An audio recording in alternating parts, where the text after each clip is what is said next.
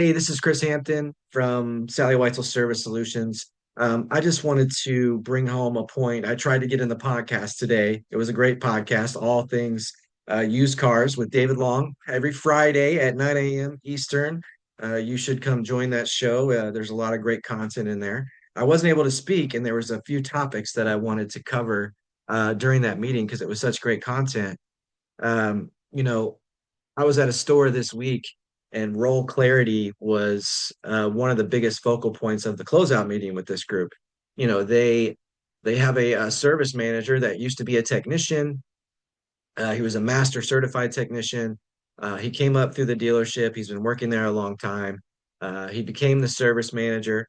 Um, got his opportunity to be a service manager. Nobody ever really trained him how to be a service manager, or I don't think that he's ever really had a job clarity meeting to where he understands what his priorities are need to be throughout the day because this is the guy that everybody comes to.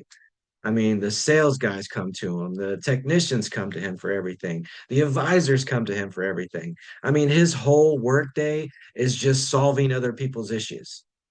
And we talked about the fact that, is it a little bit his fault as a manager to let everybody come to him and him fix everything for everyone? Well, yeah, the guy's kind of a softie. He wants to help everybody. There's nothing wrong with helping people, but is this his job role? And so making sure that you can delegate. There's a great book called Let Them. I don't know the art. I can't remember who wrote it. Sally, my boss, gave it to me, but it's called Let Them or Let Them Be. I'm gonna have to look that up, and I'll let you know. I'll try to put the book in the description. Uh, but you got to let your people do what they're supposed to do. And is there clarity in that job role? Do you have a clear job description? And I mean, it needs to be broken down as far as hour one of the day, hour two, three of the day, hour four of the day. And these are things that service managers need to facilitate the process correctly. Because if we don't have them on the service drive in the morning, greeting customers, making sure the advisors are following process. Are they welcoming the guest to the service drive? If not, are you welcoming them to the service drive?